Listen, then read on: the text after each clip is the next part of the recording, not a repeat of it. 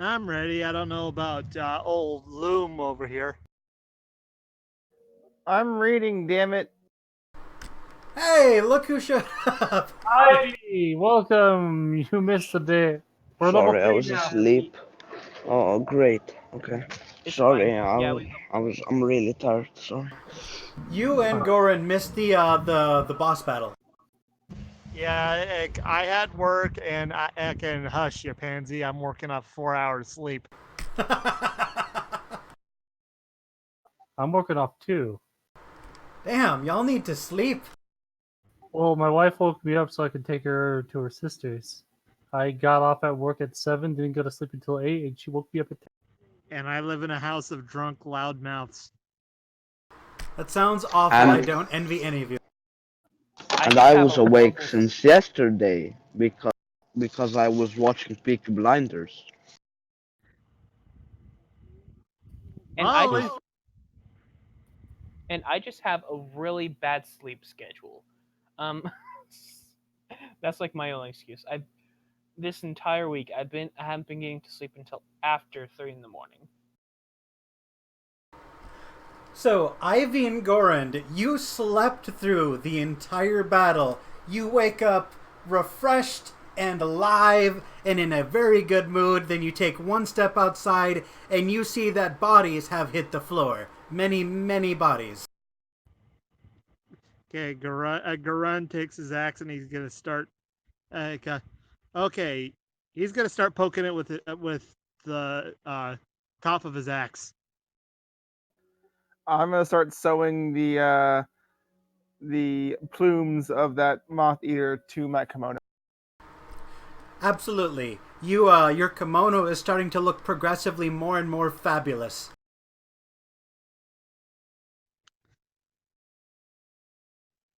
Got Death Eater wings and then the suave Death Eater plumes. I'm gonna be a badass looking guy at the end of this camp.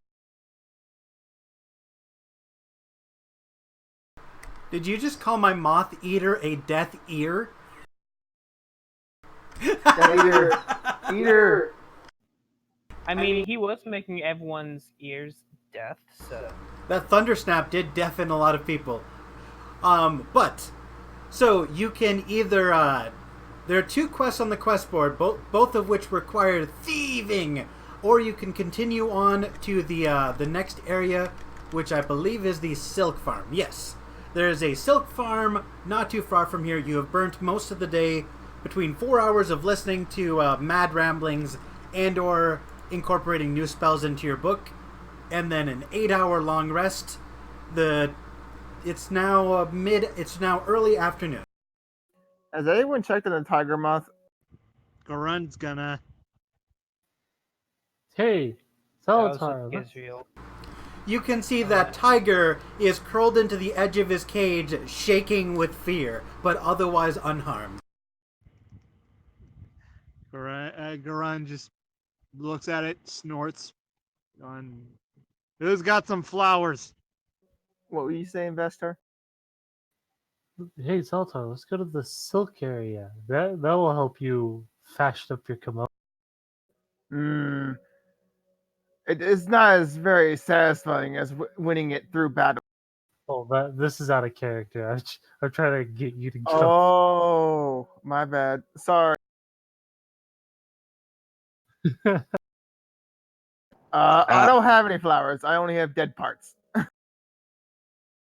Ivy's gonna wake up and be just like, my God, this was a good night's sleep. You guys look a bit roughed up. Do you need healing? Gozer's just gonna look at Ivy, and just hiss a little.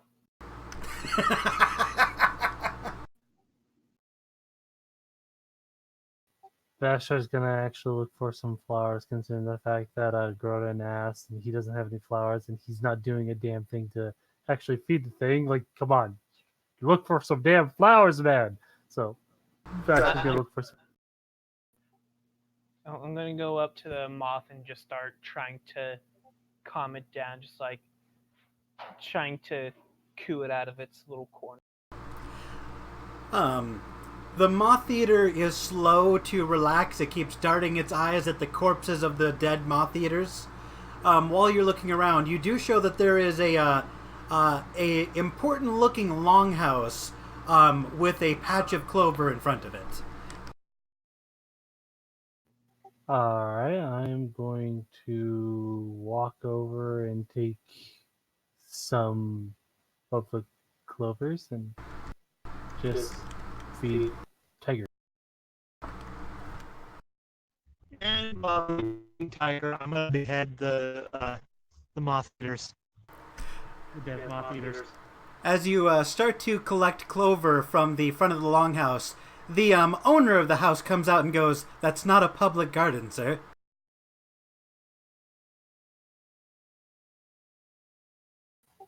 Vashtar's gonna stand up and look at the moth folk and make a kind bow and say, "My apologies.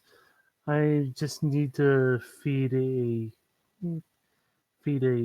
very important moth that I'm transporting. I cannot talk." She says, "So I've heard you and your friends here have single-handedly saved our city. So I'll let this minor transgression go. If you need food, I have plenty of flowers inside. Please come in. I'm the Jarl, if you will." If you have any grievances, bring it up with the princess. Or was it queen? I don't remember. Well, if you are friends of the Princess Azure, you must have badges, do you not? Do we have badges? I don't remember you giving us I badges. present mine because everyone in the party does have one. Garun Alright. taps the one on his shoulder. Vashtar points to the one that's like on his cloak around the neck.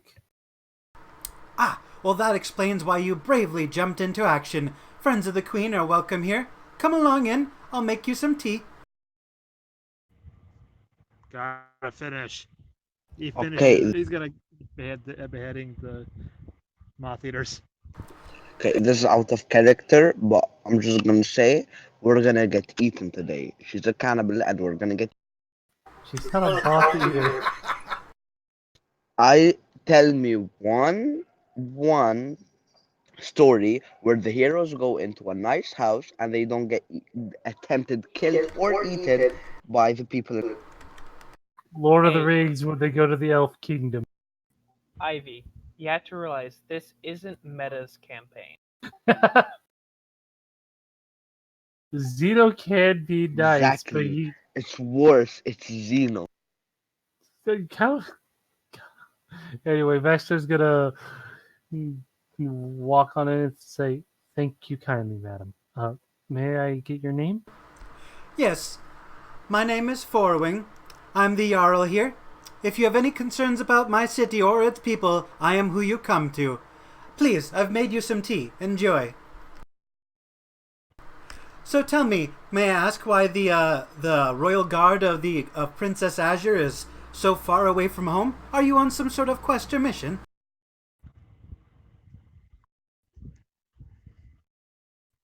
Garun looks at her, and he says, what is the god of this land?" Fotismos! I'm insulted you would think I wouldn't know that. No, at least he goes, "Well, there's at least that." We're on a diplomatic mission. Well, I personally am more of a fan of diplomacy than she peeks her head out the window. Bloodshed. Oh, dearie me, it's going to take a while to get that stink out. Is that a crack against me? She kind of looks at you, makes eye contact with your hobgoblin eyes, and goes, Of course not. I'm referring to the corpses out in the street, not to the, well, I should stop talking." You should. Vashtar chimes in, going, "Pay no heed to Goron. He tends to be stubborn and quick to speak before he thinks." But I yes, assume she's. Oh, sorry. But yes, we are on a diplomatic journey to the Moth Kingdom. We're returning some precious cargo there. Points to Tiger. As you guys are talking, you are communicating with Tiger, and Tiger is at the edge of his cage, wiggling his hands, going, "I smell roses!" And he is violently wiggling his hands, his tiny little moth legs, towards the next room.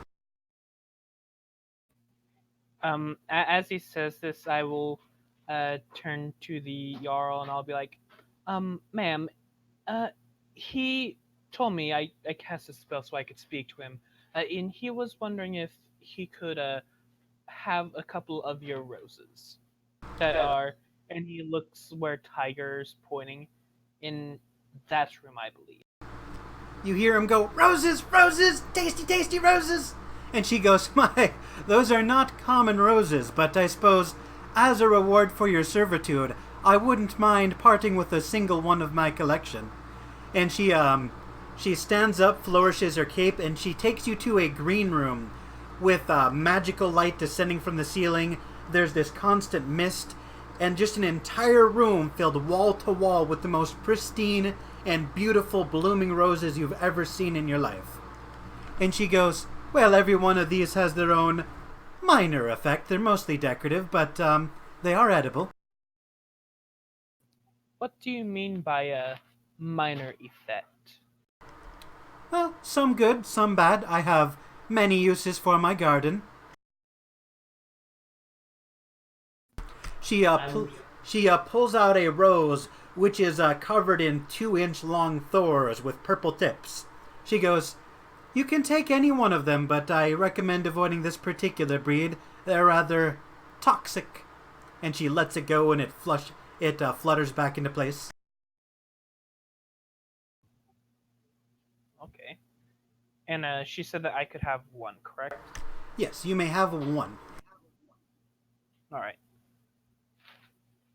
So I'm going to go start looking around and look at all these roses to see if I can find one that would be suitable for Tiger, or probably Tiger is going to point me to a very specific one. You see Tiger is adamantly wiggling his hands and flapping his wings at a white rose hid in the corner with several feet of empty space sectioned off from the rest of the roses. And it smells like honey and clover, which is probably why he's so adamant about it.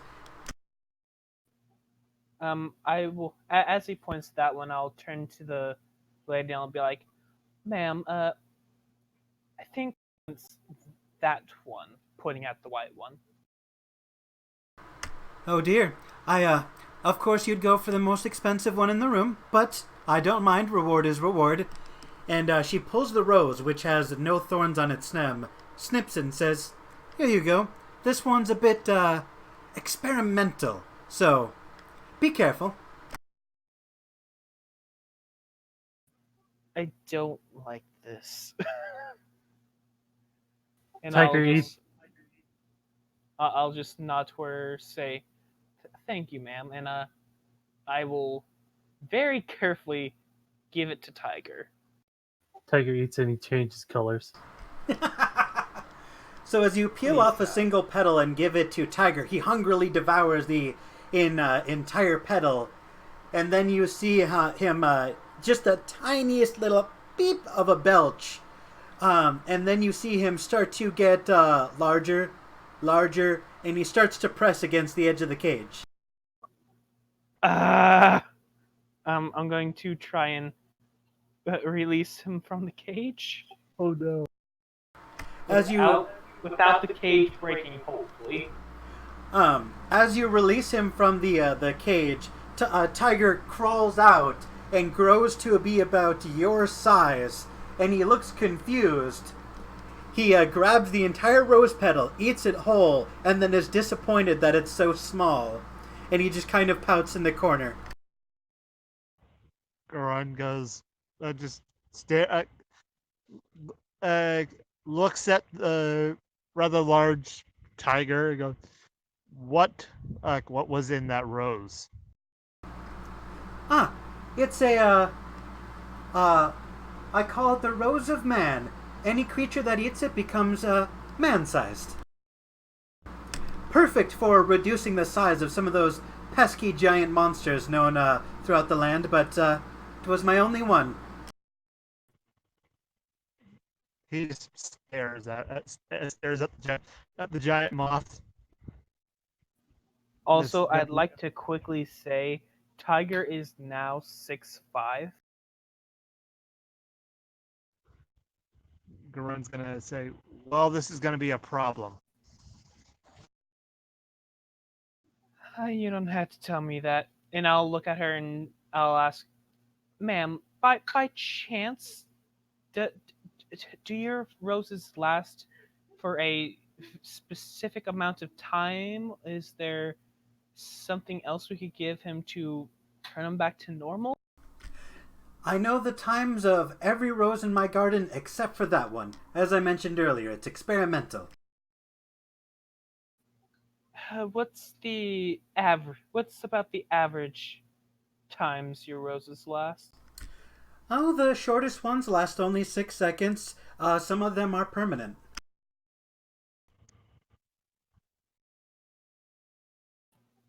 I'm just going to go. Vashtar, will you? Is there some way you can magically check Tiger, please? Vasher gets up from drinking his tea, walks into the room, and So he ate the only rose left, right, Zeno? Yes, there was only one white rose, and he ate it whole. Wait, I thought you said that he ate a petal. He ate a petal, and then he grabbed the rose bud and devoured it in front of you. Yep. So there goes that idea for using identify. All right. So I want to use all. I would do an Arcana check to see if I can discern the time limit it would take. Absolutely, roll for Arcana. Garun stares at the moth and the tiger moth before asking her, You vaguely... "What about the stem?" The stem is still present, but the stem does not have magic in it. You do know with your 10 Arcana check, you vaguely remember, you can't identify the exact spell, but it's very similar to a spell you've seen before, where each unit consumed lasts an hour, and there were 24 rose petals. Vashtar is just going to be like, looking at the party, be like, so, what news would you prefer? The good or the bad? Let's start with good. I can always go for good. Good news is it's not permanent. What about the bad news? He'll be like this for 24 hours. Like, I guess Garun's we can... is gonna double check this elf's work with his own Arcana check. Absolutely.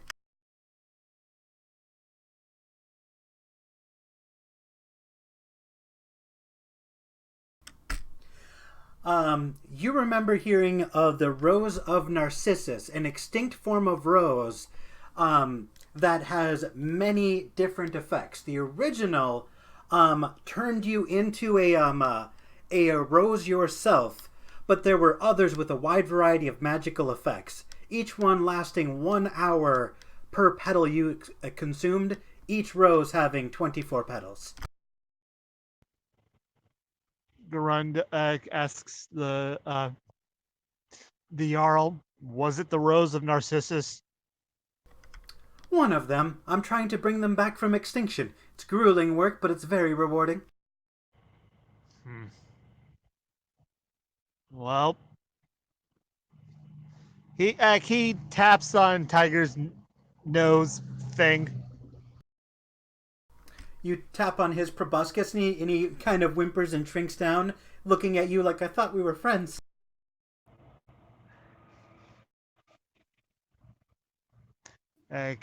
He just snorts and then goes, "Well, I'll see if we can find another one of those things."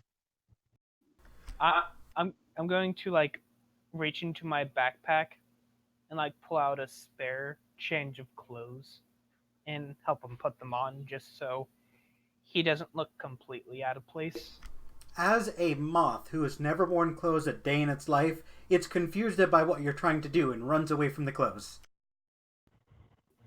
I would try to explain to him beforehand if it hasn't been more than 10 minutes since I cast Speak with Animals and try and tell him what was happening. And it's so he wouldn't be hurt later. You hear Tiger go, "Away with your bindings! No, no, no!" And as he says that, I'm just like, okay. And I'll just like put them away and just be like, but people are going to stare at you and it's not going to be in a good way. You see Tiger put his hands on his hips, thrust out his pelvis, and go, "I am the moth of the princess. I am not ashamed of how I look." Huh? Goran goes, "What did he say?" You don't want to know. Looks like a bunch of no's to me. So while you guys are all doing this, I'm cutting out the wings of all the 11 pairs of death moths out there and rolling them up into my backpack. Absolutely. So the Four Wings says, "Well, you've had your reward. I think it's time you move along. Do say hi to the Jarl in the at the Silkfarm. They're great friends of mine. They have wonderful products that we import all the time."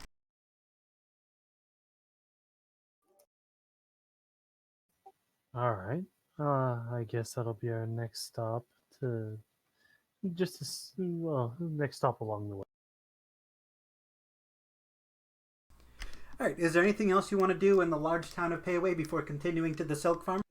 Hey, why the hell is there a giant moth in here? Goran takes a look at Zelatar.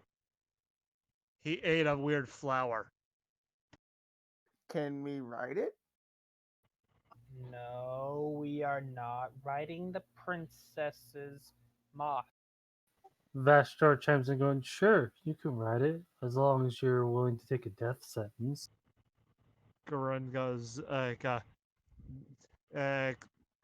"That's not how a hobgoblin's supposed to behave. Act proud. Walk."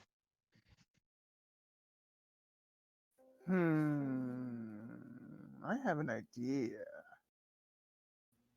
And like, if you ever look at Gozar when he's standing next to Tiger, he looks like if anyone would even look at Tiger wrong at this moment, it looks like would be ready to go for the kill because now he has to be extra protective with this creature. Oh yeah, especially considering the fact we're going to be walking a ways to the next town, and we now went from like an appetizer-sized moth to an all-you-could-eat buffet for the moth eater.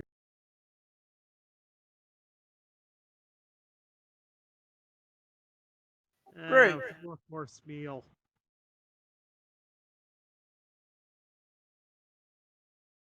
Oh yeah, Vashtar's ready to move on. I don't know about you guys.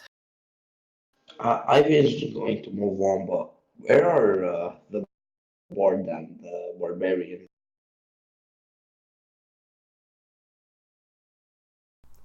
I'm sorry, I did not hear what you said. Oh, I was asking because the bard and the barbarian, or squire and or Basically, Maddie and Sede. yeah, Did you say the bard and the barbarian? Are you in the bathroom? Your voice is super echoey. Yes, I am. I already admitted to it. Just answer the question. I couldn't hear the question. Your voice is echoey and distorted. Okay, I was asking what happened to Maddie and I can't remember her name. Celeste, whatever. What happened? Barbarian. He's asking what happened to Maddie and Sete while this is going. Maddie is inside the garden sniffing the flowers and being careful not to break anything. Sete has found the large pitcher of tea and a small flask next to it, and she is smelling the flask to see if it's alcohol.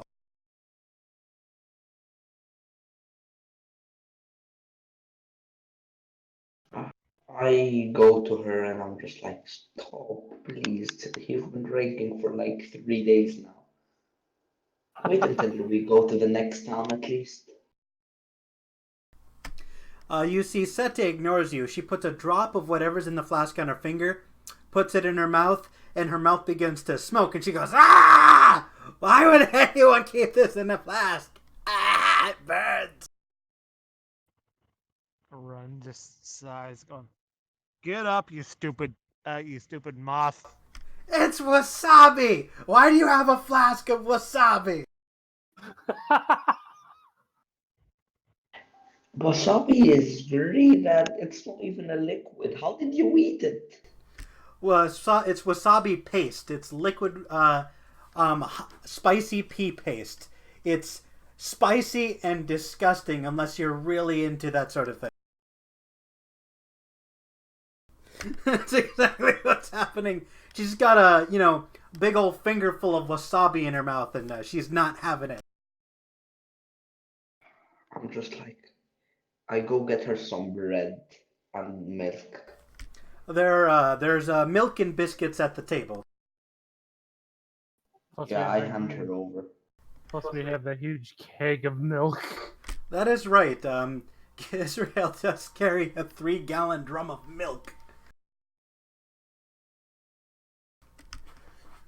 So, aside from that, is there anything else you want to do in the large town of Payway before moving on to the road?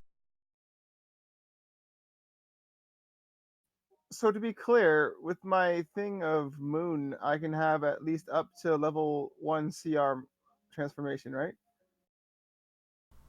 I'm not familiar with that particular class, so you'll have to read it and figure out yourself, because I do not know. No, I'm talking to Salty.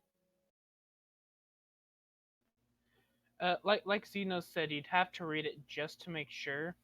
But if you go into features and traits, go down to where it says either circle traits or to where it says circle forms. It says circle It forms. should- It says when using wild shape, you can transform into beasts with a CR of 1 or lower. Okay, then yes, you can transform into a creature that is at most CR1, as long as you have seen it before. That is another stipulation with druids. It never said that. It doesn't say that in that thing. That has always been a stipulation with druids.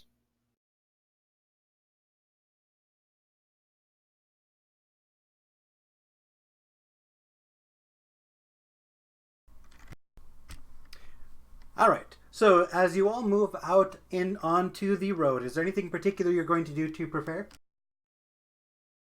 Um, like what we're gonna do on the road, or where we're going. Well, then that means circle of moon is useless to me because I've never seen any other beasts. So yeah, because you said I have to I have to be able to see them at least first. Then nope.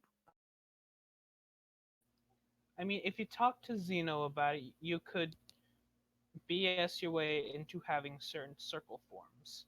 Just saying. I'd have to discuss it with you after the session and read the rules and see what amendments I would make, but not now. So yeah, like, were you asking what we're doing along the road, or were you asking where we're?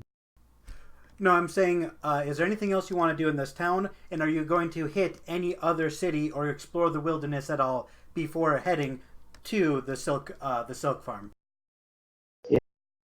Before we leave, I want to get another short sword because I gave mine away. Garun's gonna do a weird thing, and he's gonna hand his battle axe over to Gozar. I'll just pull out my battle axe and just be like, no, no, thank you. I'm gonna be selling it, so last chance. Oh no, that's fine. Also, I forgot. Um, Vashdar, Zalatar, myself, and Gizriel got that gold because everyone else wasn't here. Yep.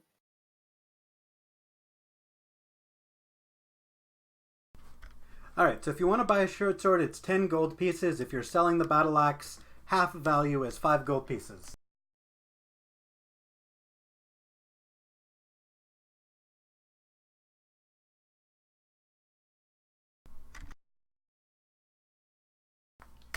Wonderful. I hand over the 10 gold pieces and I just take the sword. Like, Garun's gonna take his battle axe and he's gonna sell it. Alright, you can add 5 gold pieces to your inventory. Yay! And as he takes the money, he's gonna as a way to get a feel for his new thing. He's gonna hold out his hand and in a blood welling from his hand, there's a splash, and in his hand is an axe. Nice. The fuck? Wait, what? Wait, your hand is an axe? What are you talking about? The blood the blood forms into a bubble and it explodes, showing an axe in his hand. Is that a spell? What are you talking about? Pact of the Blade. Oh, okay, sure. Okay, so we're moving on. So you are now all on the road. Finally, who wants to roll for the random travel encounter? I would. Roll 1d100. The higher the roll, the better the encounter. The lower the roll, the more hostile it is. Oh. Well, I wish I would have known that before I rolled because then I would have said, "Oh no, don't choose me because I've been rolling low all day." With a 42, while you guys are traveling, you can see a campfire and elven bandits with large sacks full of unknown materials being thrown into chests. They've got a campfire with some cooked rat over it. They're all wearing their weapons and on guard, and they see you ready their weapons but do not attack. Before, because I know one of them is gonna attack. Before any of the party attacks, I was just gonna like smile and wave at them. Hello. Please, we mean no harm, and we're not in the mood to fight right now. Garun's gonna he's gonna say to them, "You are an insult to this. Leave now, or you leave now and leave all your possessions, or face retribution." Uh, Ivy's gonna look at you and they're just like, well, if you make them leave their stuff, you're leaving them out in the wilderness without any stuff, so they're still gonna die. And you're acting like a bandit if you do so. So you're not really any better. Sete is going to say, "I used to be a bandit. If we just leave now, there won't be a fight. But if you try to steal their stuff, they're going to fight to the death. So be aware of what you're doing before you say anything." Let's just leave. It would be better for us to avoid a fight. Vashtar is going to use his feature, which is what is it again? I can never fucking remember. Mask of the Wild. I am going to attempt to hide in the bushes. That way, I can actually take the time to cast detect magic. I'm curious about what's in loot, their stash. Okay. I don't think what specific information does that spell grant you? All right, let me look. It says, for the duration, you sense the presence of magic within 30 feet of you. If you sense magic in this way, you can use your action to see a faint aura around any visible creature or object in the area that bears magic, and you learn its school of magic, if any. The spell can penetrate most barriers, but is blocked by 1 foot of stone, 1 inch of common metal, a thin sheet of lead, or 3 feet of wood or dirt. So it's within 30 feet. The bandit camp is 60 feet away from the road. So are you moving up 30 feet and then hiding?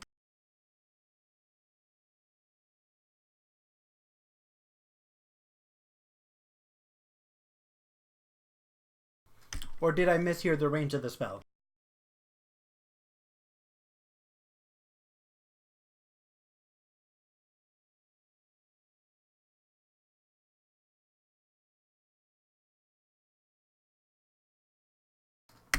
Can you hear me? Yeah, I can hear you. I'm just trying to attempt to hide. It is 30 feet.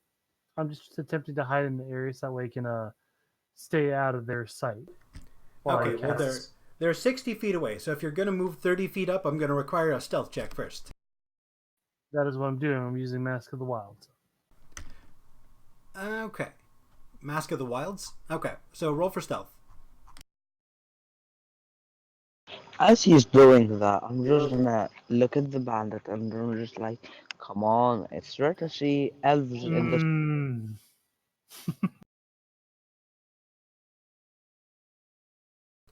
Let's see. You can attempt to hide even when you are only lightly obscured by foliage. Blah blah blah blah blah. Yeah, you still have to roll for. Okay, 13. Let me check their passive really quick.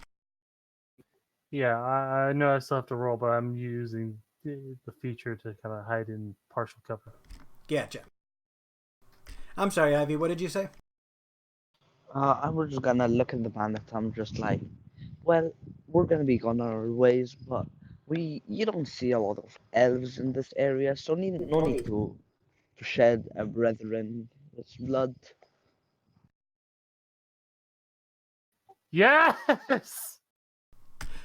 All right. So as you do sense the presence of magic within 30 feet of you. You can see that in one of the bags that they're throwing into a chest, the bag moves, and in the it's a humanoid sack, and around the neck you can see a faint glowing outline of some magical object. They then slam the chest shut, look at you, and wave you along with your swords and tell you, mind your business. Go run. He's gonna start trying to intimidate. Last chance.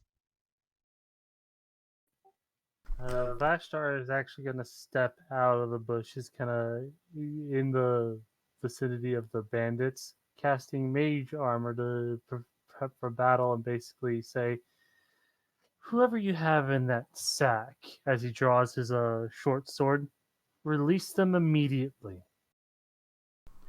Why do you care what we're doing? This doesn't concern you. Or not go, and I can add you to my collection and make you into fabulous clothing. They're elves. Garun feels You like can make wonderful clothing with skin. I will kill you. We're both elves here, me and Valstor, so watch out. Garun's feeling insulted because he's being ignored. The fuck is wrong with you?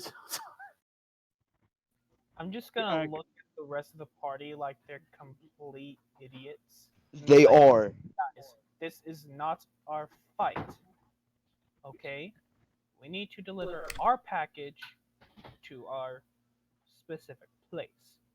We can't do that if we keep stopping. Let me roll real quick to see how many ordinary bandits there are with their bandit captain. One moment. So there's 1 bandit captain and 9 bandits. Do you want to roll for initiative against them? Because their weapons are already drawn. They're not worth it. Let's get them moving. Can I like start sharpening my popsicle sticks that I bought earlier? Sure. Thank you. Are they all bunched up together? Yes, they're all on their campsite within 30 feet of each other. No. Stop it. Nappy bye time. I'm going to move in close enough for my burning hands at second level for the 15-foot cone to get them. You can hit about half of them with that. Going for it. You fucking fuck. All right. I might fucking leave you guys. This might be it. They need to roll a dex save. All right. Roll for damage. I'll roll a dex save. Everyone roll for initiative. If they were not, if I didn't see a person, I wouldn't have done it. It's not a person, it's There was a humanoid figure in a sack with a magical item around its neck. That is what he described.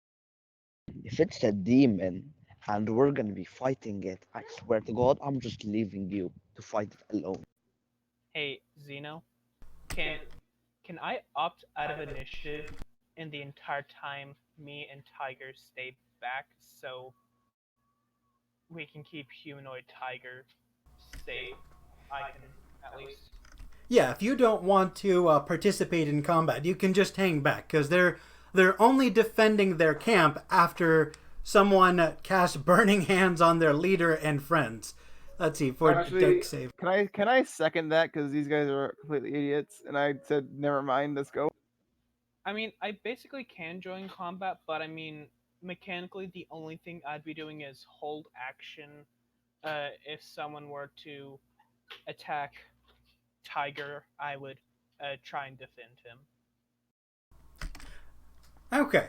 So the captain rolled a 15 on his dexterity saving throw. Let me roll for the bandits as a group.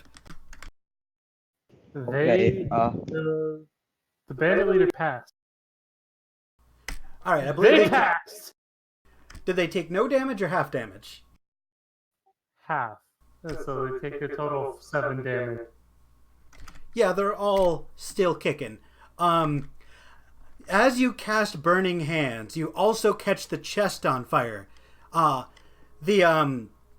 the fragile wooden chest bursts into flames, the humanoid figure bursts out, and the little burlap catches fire. It tears free, and you can see a moth eater with a chain necklace around its neck, which it is now clawing at. You can see mystical chains wrapped around its wings to stop it flying away. Roll for initiative. Really? That fucking- is interesting.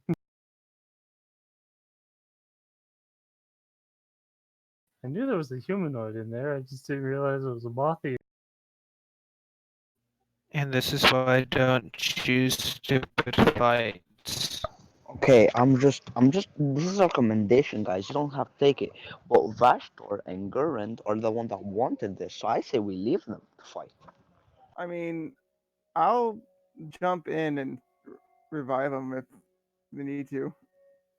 The thing is, you guys may need to fight if that frickin' moth eater comes at frickin' tiger. I'm not gonna be focused on the moth eater. That's why I'm staying back with Tiger. And I'm with you. With Tiger.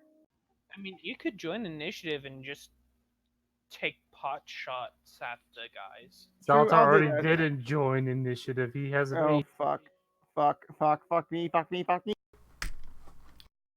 All right, do I have everybody who's rolled for initiative so far, or have I done anything wrong?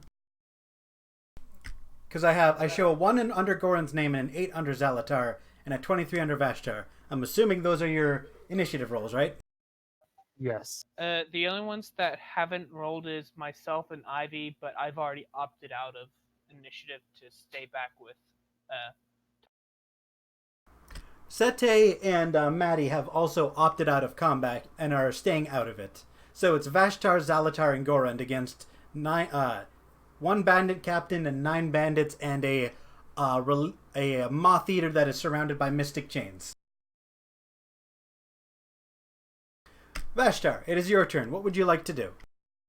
Another second level burning hands. All right, let me roll for them.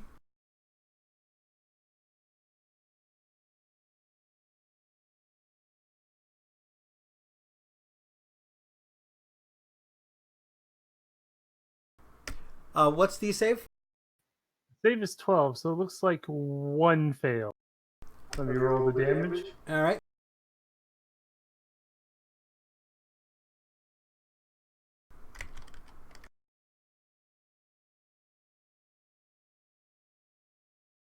Alright, so the one that failed takes 17. What is half of 17? 8, because you round down. So, 5 of the 9 ordinary bandits are burned alive in your blaze. The bandit captain holds strong, and just takes the brunt of the fire, holding his hands in front of his face. He's still standing, but he is in tremendous pain. Alright, and for my bonus action, I am going to No, I'm not. I forgot. I just used what was left of my freaking,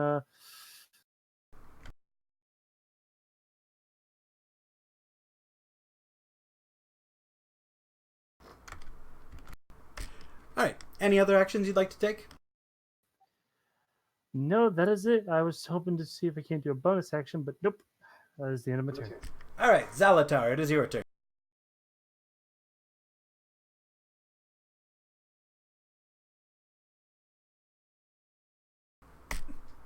Loom, I'm here. Calm down. it's your turn. Since I'm like behind him somewhere, where? So the bandits were 60 feet off of the road. Your friend moved 30 feet forward and then cast Burning Hands, which I think required him to move another 15 feet forward. So I think he's 45 feet away and the bandits are still 60 feet away, unless you've moved. I have not. I have a longbow. I can be very, very far away. All right, are you targeting the bandit captain or one of the 4 remaining alive bandits? One of the 4 remaining alive bandits. Roll for hit.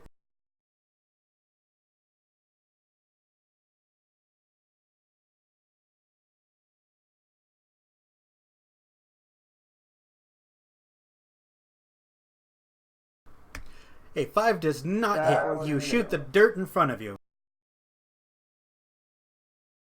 Great. Any other actions? I mean, I have a bonus action, but we all know how that's going to end up. No, I stopped my turn. All right, the 4 remaining bandits go, "Man, I didn't sign up to get burned alive!" And they bolt into the woods. The bandit captain shouts after them, "Cowards!" And he charges in to attack. Was it Gorand or Vashtar who used the Burning Hands? That would be me. Fast up. All right, so he is going to charge forward using his multi-attack to make 2 attacks with his scimitar and 1 with his dagger.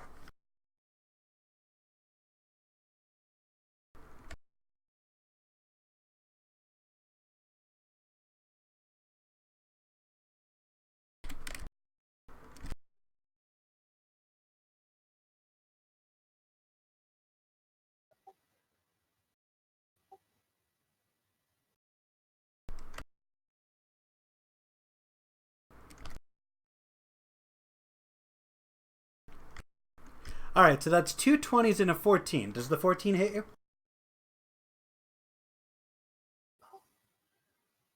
Yes, unfortunately. Let me see something here real quick. Shield gives me a +5. I'm currently with magic armor. I have, yeah. So even with the shield, they would still hit me. Fuck. With the 20s. So yeah, I take the first two, but the 14 misses. Oh, the last one misses. Yeah. I can't function today. One moment.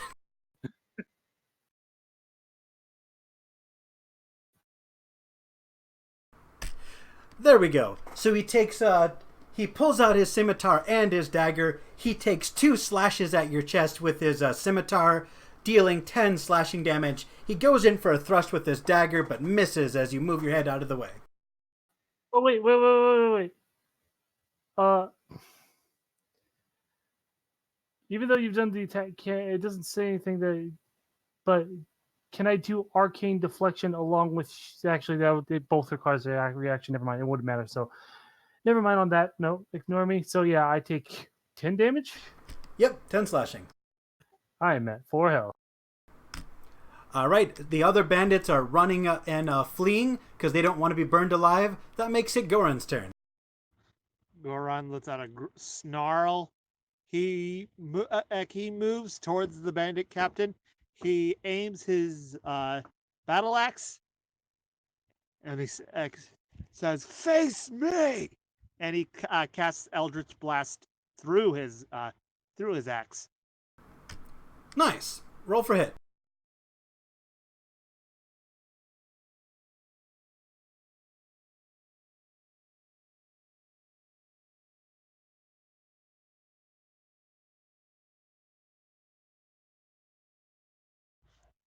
No amount of saving face will save that.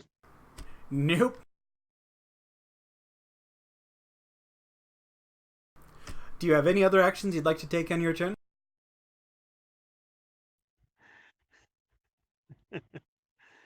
No, like that's all I can really do. I wasted my action to try and hit him, and yeah. All right, that makes it Vashtar's turn. What would you like to do? All right, I'm going to attempt to. Let's see. No, I'm going to attempt to attack this bastard head on with my short sword. All right, roll for it.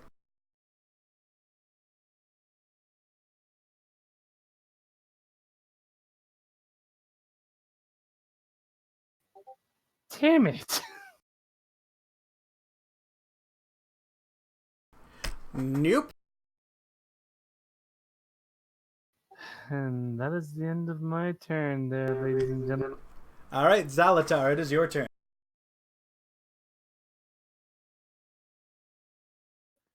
Okay, how is this bandit leader guy looking? Let's see. Compared to his max HP, he looks a bit scratched, but otherwise fine.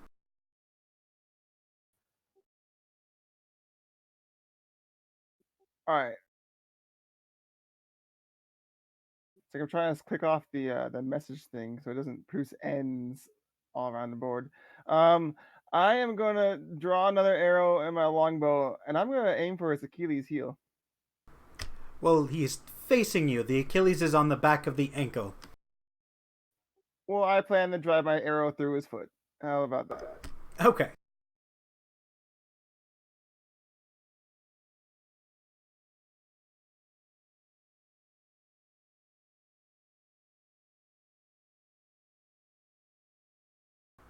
You aim for his foot and you miss. What is with these rolls today? Ah! Got anything else? No, sadly, because I don't want to hurt anyone else. All right, Mr. 4 HP. Oh, joy. All right, so he got... I think all of those hit. His lowest roll is an 18. Unfortunately, I can use shield to get rid of the... Actually, the 13 is I can block, but the shield I can block with the 17, but the 20, that nat 20 is going to fuck me up. Well, it's +5, so that 13 is an 18. What's your armor class?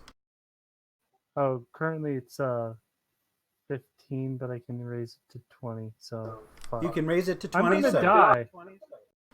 yeah, if you raise it to 20, you can block the lowest attack. I'm gonna do that. I cast shield.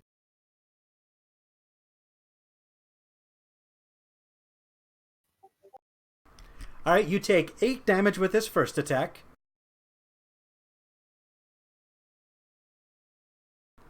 And his next attack, because it's a critical attack, does 14 damage.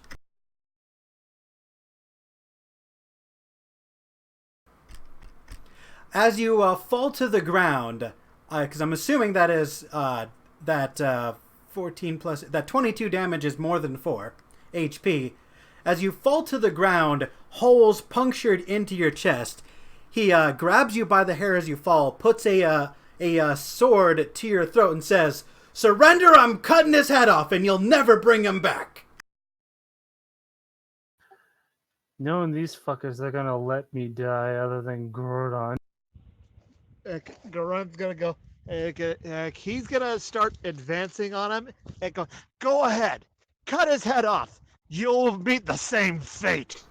All right, Plus you too. Vashtar, he cuts your head off and stomps it on the ground, destroying your head, and ends his turn. He lets that. Well, I'm no longer part of this campaign because being as this is such a short campaign, being as we go up to level 5, what's the point of making a backup character? Thanks. So no intimidation on that. No. He made his motive very clear: either surrender or I lose my head. Good. This is all your fault. You actually wanted to stop the party and magically check the items. And I saw a humanoid person, and you guys chose to opt not to help out. So yeah, it's my fault for engaging, but you guys let me die. I'm helping or trying to. If you want to Control Z on that not surrendering bit, you can. Otherwise, he's gonna stay dead. Control Z. Garund thinks about it for a moment. I will do a Control Z. I have an idea. Garund goes. Do you put your weapons away, or does your friend die? That is your choice.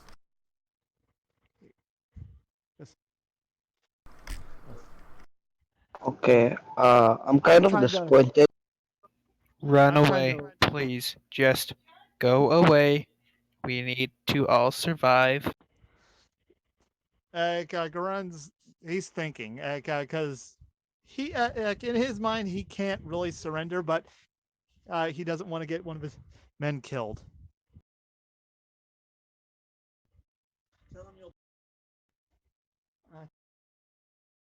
Okay, pride. Sometimes it's good, but currently you're being an idiot. Garund gets an idea. How about it? How about you face a real opponent? Okay, Taking no, down no. let me finish. Let me finish. He points his axe.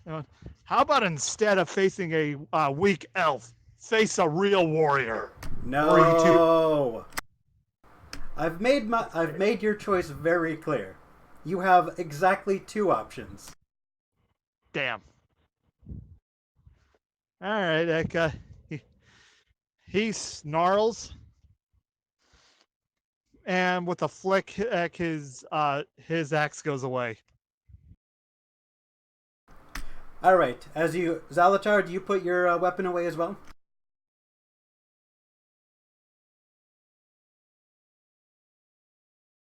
Loom! God damn it. So, Zalatar is apparently taking a nap on the floor. So yes, we will end combat. He will put his sword away, throw his friend, and he said, "If you want to be a real pal, you'll help me catch this moth eater before it gets loose. It is a captive, and there is a bounty on its head, and you killed several of my men. So I suggest you help me capture this thing before it gets away." Grunts, growls. You know, That person could have just said that out the fucking gate when Vashtar said release whatever's in there. Because all he saw was a humanoid. If he had just flat out said that, Vashtar would have walked. Don't try to blame this on the bandit leader. First of all, you casted burning hands on him. Second of all, your friend kept insulting him over and over again. I'm talking to Goran. And third of all, he didn't want to surrender. So all of this backs up to he's not gonna talk to you guys. Says the one who did All nothing. right. How about Uh, we not argue and let's continue on? Gozar will walk up and say, Yes, I think that would be more than acceptable. And I'm going to go up and restore 10 health to our downed elf friend with lay on hands. All right. He will pull out a potion and give just a little bit of potion to his downed allies to bring them back up. With the 9 bandits back on their feet, they're going to chase down the chained up Moth Eater as it runs into the woods. do they look like they need help? The bandit leader will say, "The least you could do is help, since this is your fault," and then run away, chasing after the Moth Eater. You can follow or not. He's not going to wait for your response. Vashtar's not going to help. The fucker could have at least he explained himself when he brought up the fact that there was something in there. And he chose not to, which did engage. Yeah, I started the fight, but he could have at least explained himself. So Vashtar's not going to fucking help him. Okay, I would like to say Gozar will one try thing. to help Vashtar. because that was the deal. Yeah, Goran's not really inclined to do so either, since he, since in his mind he feels insulted, I'd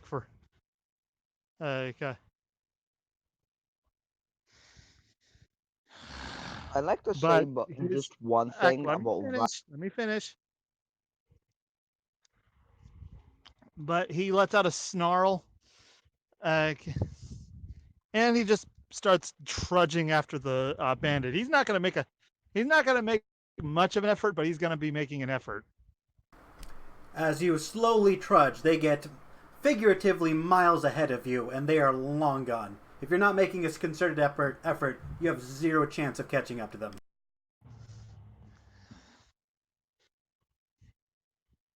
Okay.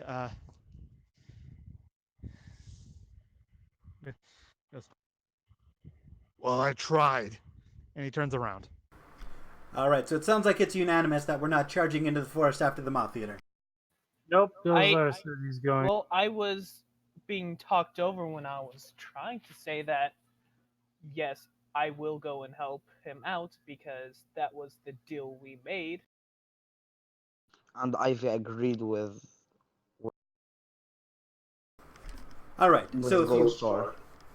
Okay, so Gozar and Ivy, if you want to assist, make a survival check to track down this creature. It has had enough time to get deep into the forest, and they've all split up to cover more ground and are looking for tracks. I have advantage since it's my favorite turn. Okie dokie. I'm going to take a short rest and do arcane recovery while they're doing this.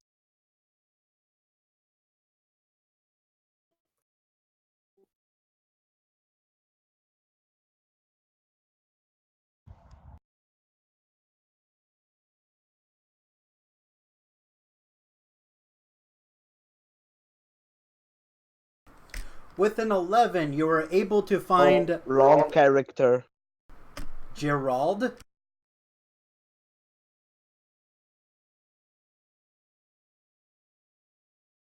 Yes, Gerald, also known as Crappy Doo.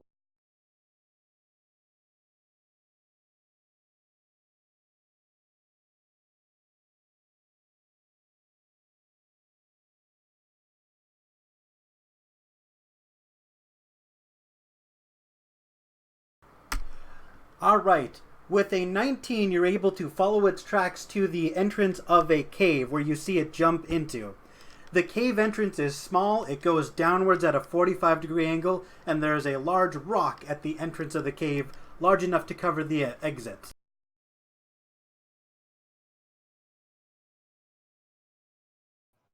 I yell to let it known where I am and where the moth eater is. All right, without a check, Gozar, you're able to hear your friend calling for you and arrive at the entrance. Did I happen to see anyone else as I was running over that way? You were able to see the bandits all splitting up to cover more ground and search the forest. None of them directly spoke to you. Okay, then,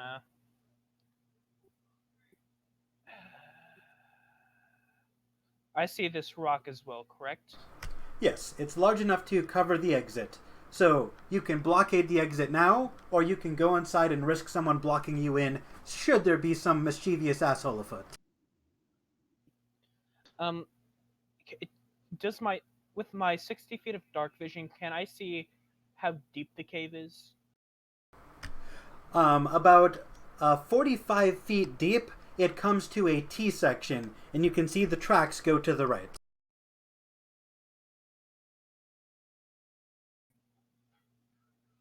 Uh, since Gozar is not sure just how deep the cave is or if there is another exit,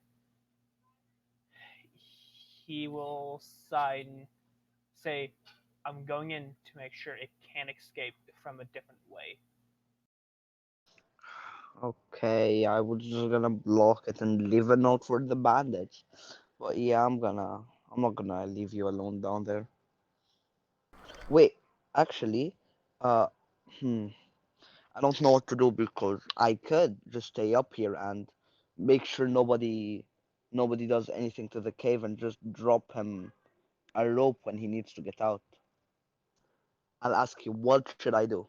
Do you want me to stay here to keep guard, or should I come down there with you? Uh, he will say, you do what you think is best.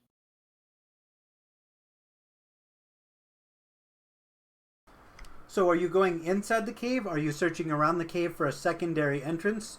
Or are you going to block it and call over the bandits? I am heading inside. All right. As you head inside, um, the and you take your right, you see that it's the the deeper you go into the cave, the more smooth and man-made everything looks. You can see divots in the walls where pickaxes have struck the walls, and you can see glittering dust from precious gems. It goes down, down, down at least 300 feet before you reach a dead end. There are torches along the wall, and the dead end is blocked by a boulder. Uh, do I see the Moth Eater? You can see the moth eater. Its footprints stop, and its footprints go halfway through the boulder. I look up. As you look up, you see there is a small little crawl space with a bunch of scratch marks on it that you could just barely squeeze through if you were flexible enough. And he is not flexible at all. It'd be cramped for a bugbear, but an elf would easily be able to squeeze through. Yes, God, my so God. Okay, I yeah, will I'm gonna quickly drop us. make my I will quickly make my way back to the entrance, explain to Ivy what I saw and where it is, and tell them that I am too big to get in there. Okay, fatty. As Ivy smiles and just walks in. Can you keep watch so nobody blocks me in? I've had Well, bad experiences in cave. yes, that was implied by us switching places. Hey, don't make me feel dumb. I already know I'm dumb, as I've just continues walking in.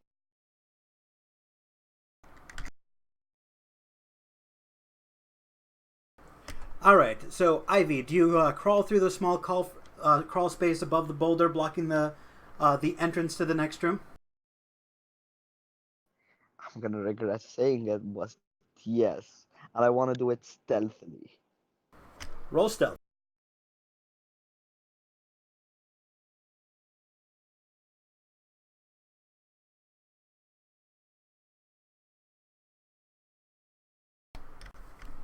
All right. You knock over some pebbles as you go over, attracting the eyes of these folks. They look at you, but they're a little bit too busy brutally murdering the Moth Eater with their pickaxes. You see a horde of about 6 deep gnomes just going to town on the Moth Eater, going, "Die! Die! Die! Die! Away with you! Flah!" And you see the Moth Eater's blood splash onto your face as they spike it through the skull. They look at you and go, "Friend of yours?" More like captured of mine. "Well, I'm sorry if that was meant to be a prisoner, 'cause he's come down with a severe case of the dead." I'm just gonna laugh a bit and just like, ah, well, I can see that. Did he hurt any of you? Do you need healing, any of you? "No, we're good. We raise ankylosauruses as pets. You think this pesky little thing can hurt us? Nah!" And he bashes his pickaxe against his chest, knocking the air out of him to show how tough he is. Wow, I'm impressed. And I'm just like, so would you guys mind if I maybe take the head at least to the bandit leader? The "Sure, we've works got no on need here. for the head." He one-handedly tears the head off of its shoulders and basketball tosses it your way. I catch it and I'm just like, appreciate it. Do you guys need any help with anything really? I mean, we're always here if you want to take care of the ankylosauruses or if you want to help us mine and give us a cut of the proceeds. Otherwise, you'd just be in the way. Okay, I'll see with my friends about your. What did you say it was? You're talking about the deep gnomes or the ankylosaurus? Ankylosaurus, yeah, that's the. Well, I'm gonna tell my friends if we can help you with that.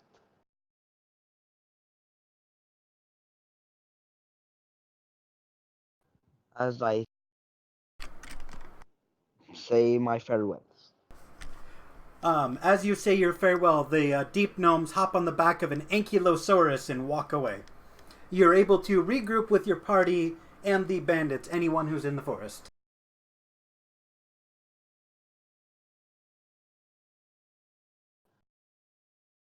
I'm just. I give the bandit leader the head I have. I'm just like, I know you. I think you probably needed it alive, but I was too late. The no Well, got actually, to it first. let me show you why we wanted it alive. And he pokes the head in the eye. The head comes to life and screeches, gnashing and flaring its nostrils. "We're not sure why it can't be killed, so we're taking it to an alchemist for research." Can I do an Arcana check? Absolutely. Oh, I tell him, well, if you want the rest of the body, I can go help you get it. Shit. All you're able to tell is it's some sort of cursed undead creature. But he says, "Well, where did you find the head? What happened to it?" Well, as I just tell him, follow me and your gang.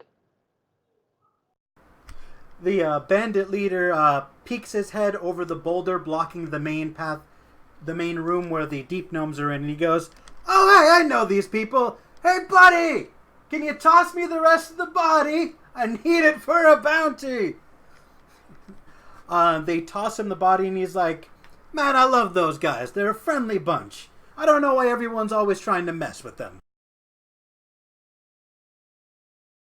They Anyway, were really nice to me. They just put blood on my face.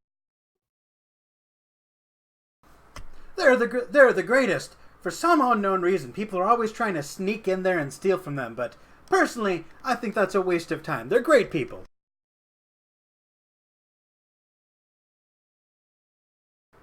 Anyway, I got what I came for. Well, I can't say it was a pleasure working for you. Y'all are a little, more violent than you needed to be, but we'll be on our way. Happy travels. So, at this point, you can, try to get into the Deep Gnome colony and hang out there, or you can proceed onwards to the Silkfarm.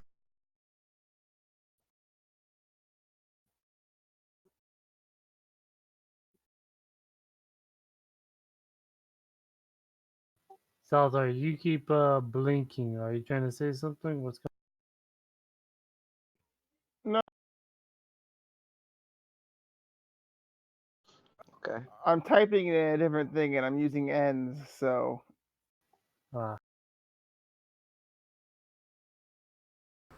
Well, no. except for But anyway, while those bandits were away, I was gonna say while everyone was talking, I was looking into their other chests while they were away.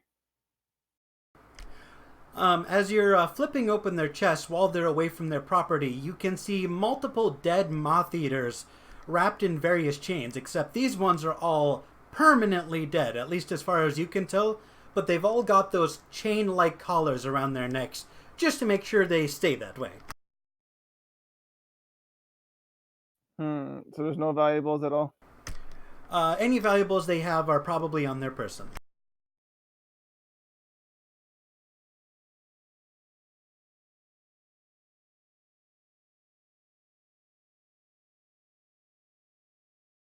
Then I'll wait for the rest of the party to come back as I sharpen more popsicle sticks and take long strips of bark from the nearby trees.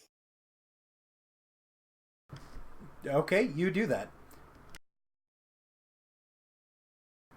The bark is coarse and covered in ants, but as you peel it off, there's some flaky, moist tree meat beneath.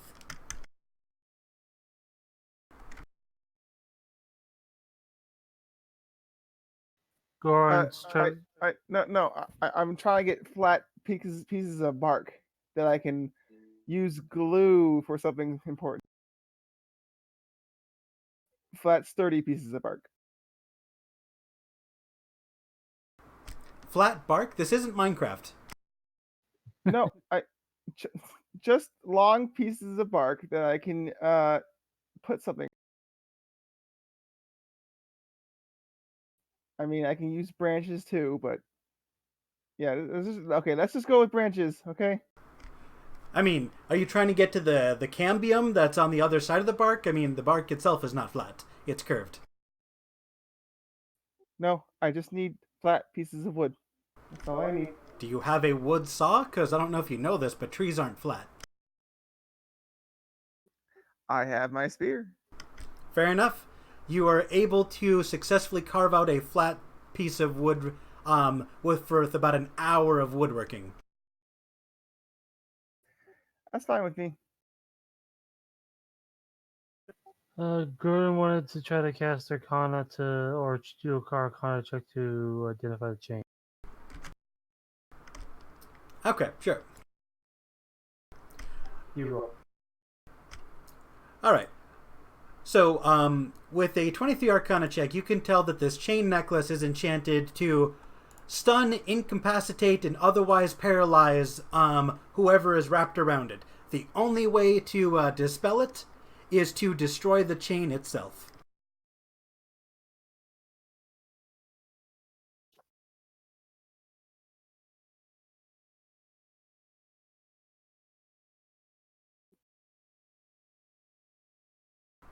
So the chains are firmly around their necks. You cannot take them without cutting off their heads.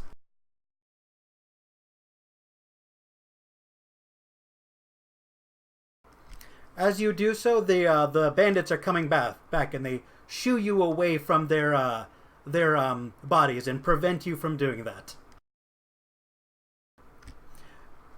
So are we all leaving the bandit camp? Yep. Yeah, but before that, I wanna just ask the bandit leader something. Okay. Well, okay. So, just so I understand, you didn't. You said you don't want to steal from the gnomes, and you only attacked us when we initiated a fight. We did have a point in that, but why are you bandits? You seem like just a bunch of. People call us bandits because, to be honest, we're out here trying to make a living any way we can. We used to plunder and steal from nearby cities, but we've found that taking quests is a lot more profitable and also a lot less likely to get the town guard chasing after you.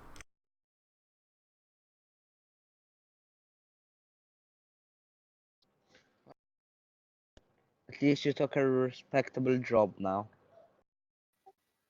Vashar's gonna chime in, saying, "If you're so reasonable, then why couldn't you have at least explained to me what was in the sack? I did bring up that there was a person inside. You could have been honest." The elf is going to put his hands on your shoulder, look you in his eyes, close enough for you to see the dark gray skin beneath his makeup, and say, "We're allowed to have our secrets, don't you think? We're trying to turn over a new leaf, and we don't need intruders. Be gone."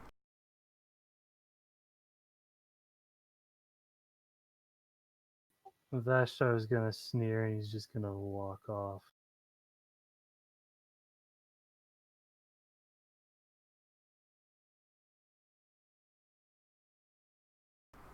Ivy, you can also see the dark gray skin beneath their wood elf makeup.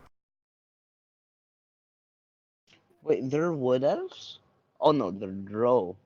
Oh, I'm an idiot. Would I be able to spot this since I have seen this before? Sure, why not? I'm assuming your friends would let you know.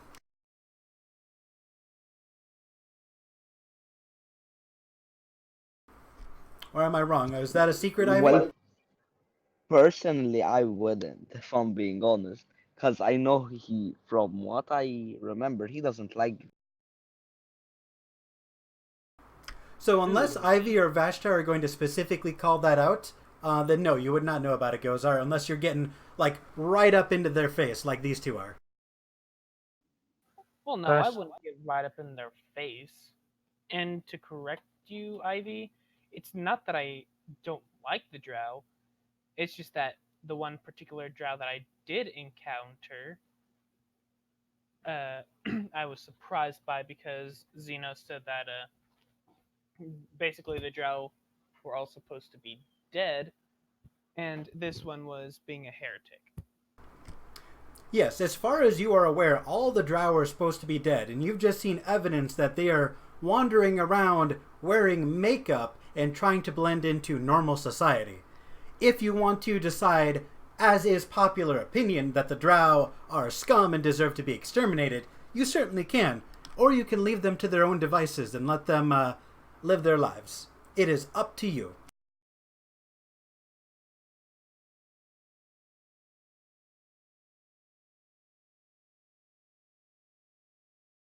Bashar isn't gonna say anything. He's just gonna walk off with a sneer. All right, so that was the random encounter between between cities. So you are all able to get to the Silkfarm by dusk.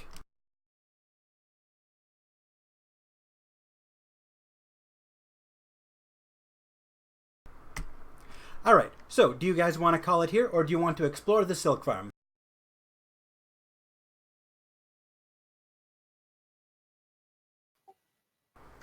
How you all feel?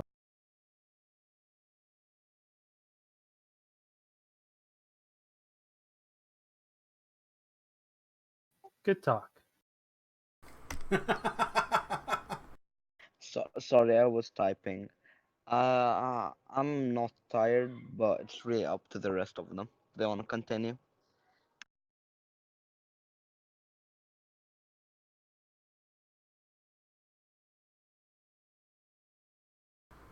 What's your opinion, No. Gozar?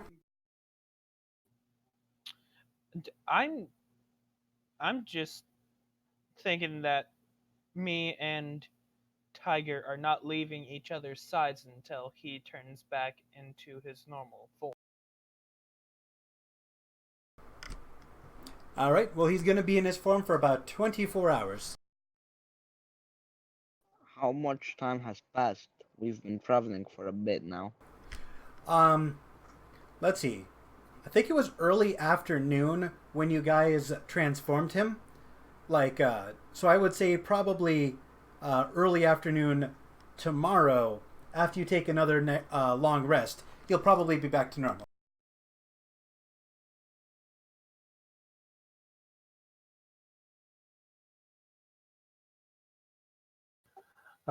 Goza, I wasn't saying your character hate the job, but I was just saying if you chose to engage them, again, karma would be a bitch.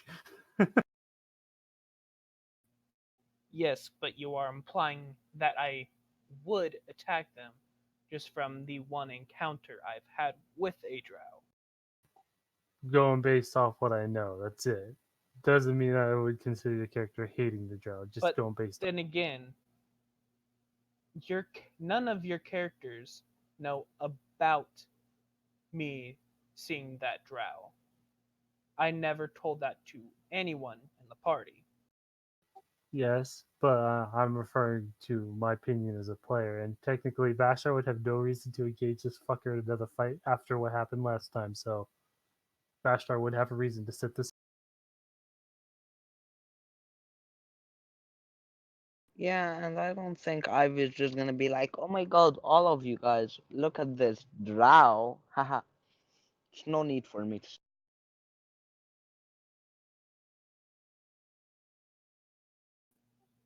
Again, Gorund, it's no, never mind. Just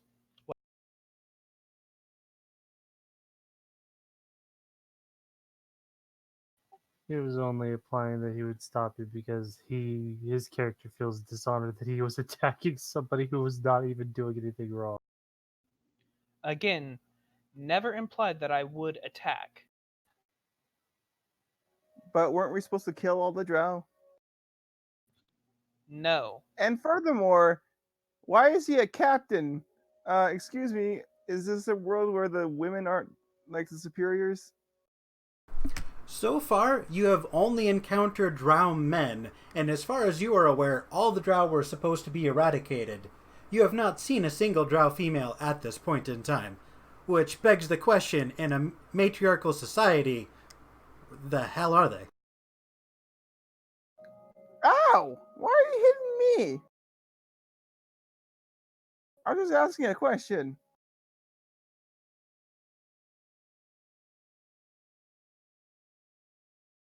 That is actually a good question. How are these male drow still alive and kicking if they don't have any women to like breed with? Unless they are no, then they would be half drow technically.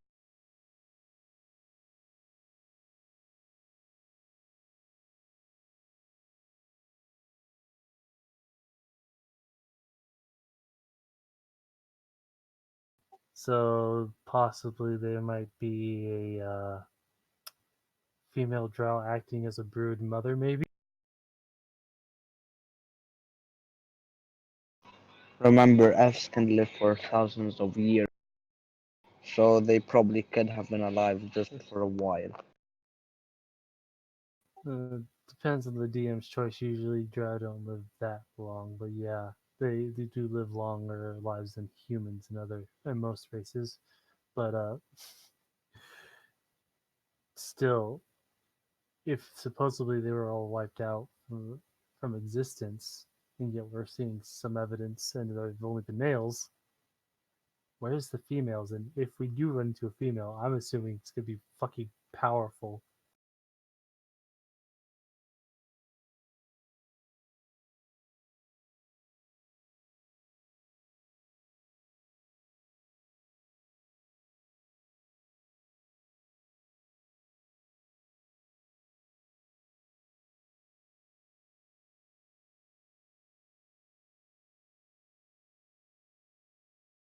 Oh my god. Oh, it sounds like we're not doing anymore. We're mostly talking amongst each other about this, and yeah, honestly, Zoltai, you other than some bits, you haven't been behaving as a normal hobgoblin, but this is your character, in my opinion. You played to how you believe he would react, and I stand by how Vashtar reacted. He thought that maybe it might have been an innocent person. All he knew is that there was a humanoid with a in a sack that was thrown into a chest. And it brought back memories of Zeno's campaign with the fucking Curse of Strahd. Remember, if you all remember, uh, fuck, was it Dot? No, not Dot. What's her name? Dorothy. I was curious about looking into their chests to see if there was anything other than a fucking death moth eater in there. So excuse me. Yeah, you just wanted loot for only you. No, not loot. To see if there's any other people trapped in there. Uh huh.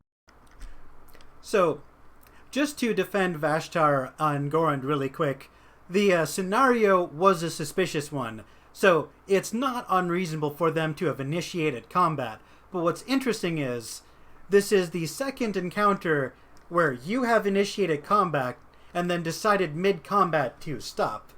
So, it's almost like, the world of Moth Island has more to it than meets the eye. Yeah, apparently. Okay, And I if I would like to. remember correctly, it was Grodin who initiated the last combat. Now, this time it was. So usually when a player initiates combat, even if it's a combat they later regret, they almost always see it to the end. This time, the enemy had you hostage, but last time you just straight up stopped. So I don't plan for this becoming a trend, but I wonder if it's going to become one. No, I would like to say one thing about Vashtor. I wasn't mad at him for initiating the combat. That he's a wizard and he was standing in the front, No one so close else. to the enemy. No one else was, and I put on mage armor beforehand, and I figured with shield I would do fine. But then when that fucking bandit leader came in, all hell broke loose. And I did forget to update my character sheet, so when I leveled up, so I was going based off level 2 stats for my hits. So there was that.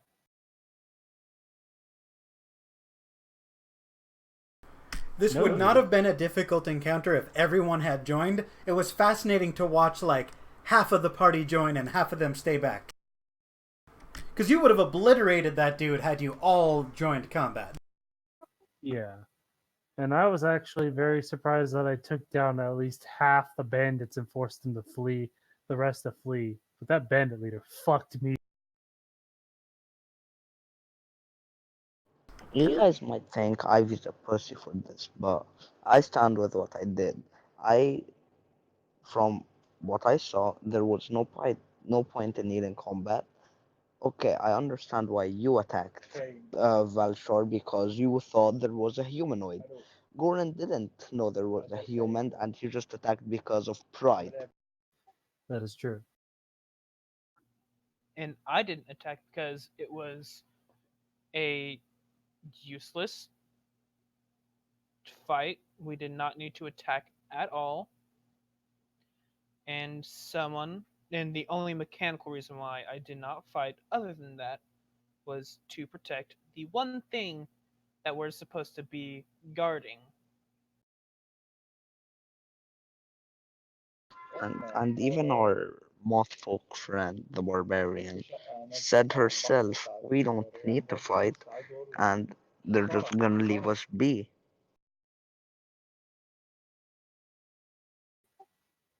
Yeah, but yeah.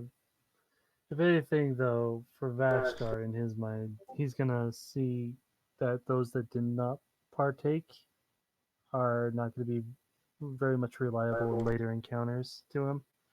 And he's going to see Zalalatar as, even though he pitched in, useless or lazy, considering he just sat back and shot arrows that missed.